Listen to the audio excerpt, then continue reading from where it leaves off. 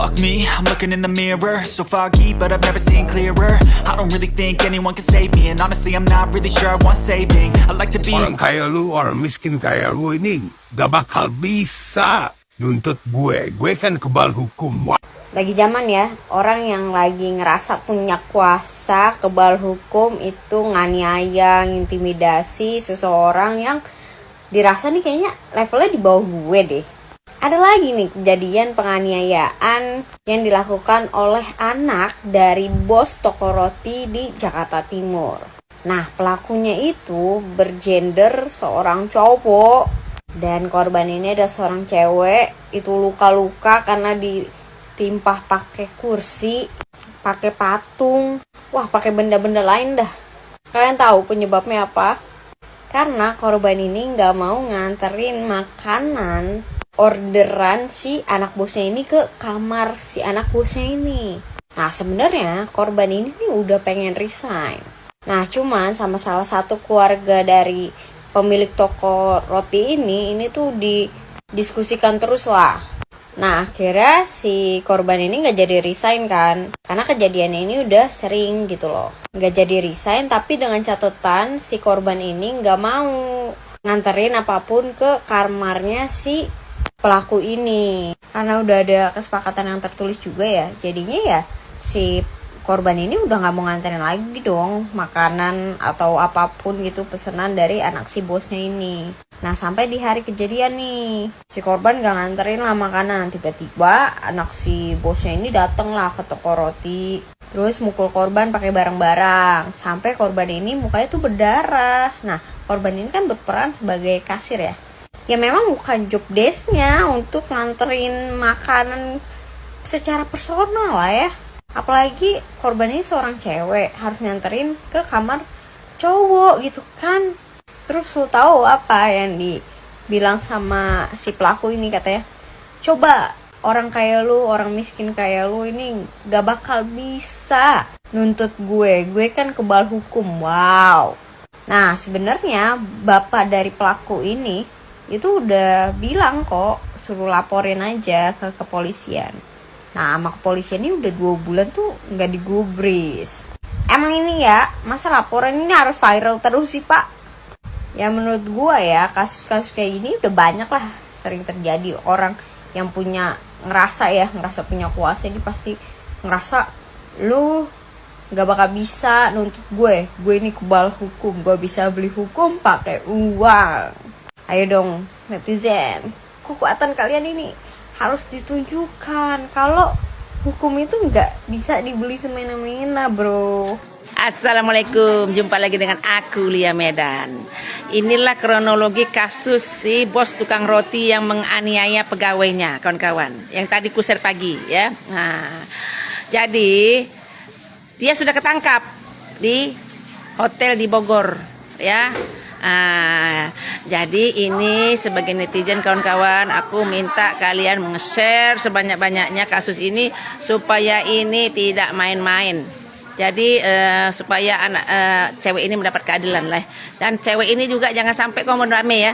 Gara-gara duit nanti komodame. Duit dia banyak, dia pasti bisa bayar. Tapi kalau komodame, gampang bagi dia untuk berbuat kayak gini lagi nanti.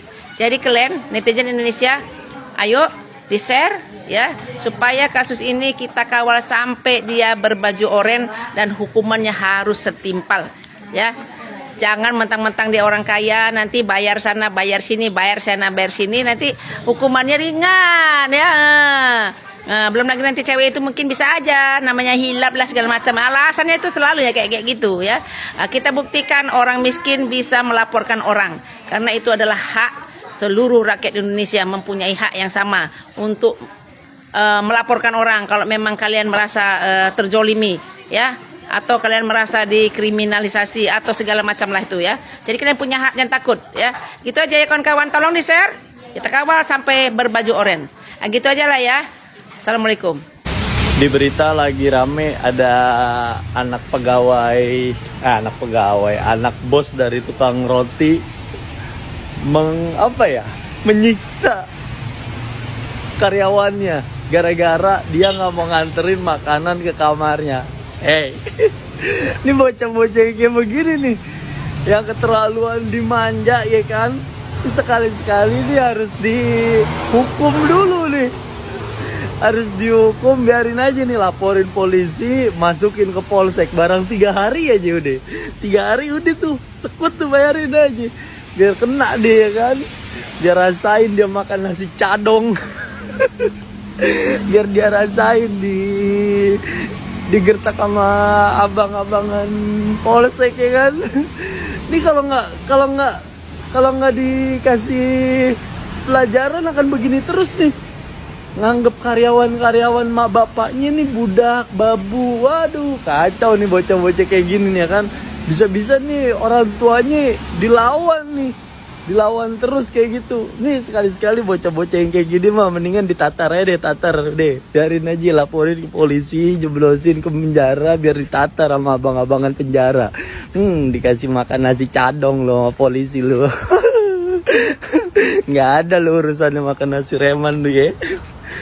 Soalnya menurut gue ini penyiksaannya udah keterlaluan cuy. Karyawannya udah sampai dilempar kursi, dilempar patung, anjir, kepalanya sampai robek. Tuh udah, wah kalau didiamin terus yang ada tuh semua karyawan sama bapaknya itu kesiksa kerja di situ ya kan. Dan ini anak makin lama makin ngelunjak nih. Gue tahu bocah-bocah yang kayak gini nih pasti kalau ditaruh di luar nggak ada nyalinya.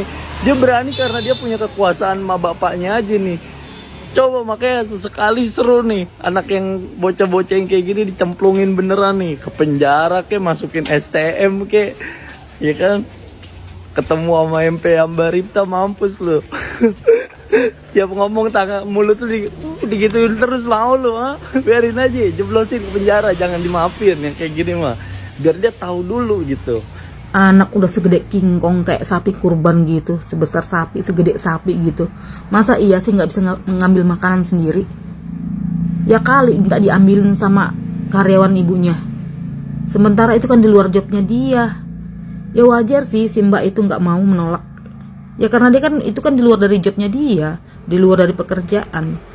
Kan dia jaga toko, tuh jaga toko roti. Terus anaknya si majikan ini, si King Kong itu, si Dugong itu, minta diambilkan makan, terus ditolak sama karyawannya ini, terus dilempar kursi, tantrum dah tuh anaknya si bos, si Dugong itu, ya kan, ngamuk-ngamuk sampai ngelempar kursi ke mbaknya itu, ya berdarah lah kepalanya, luka gitu.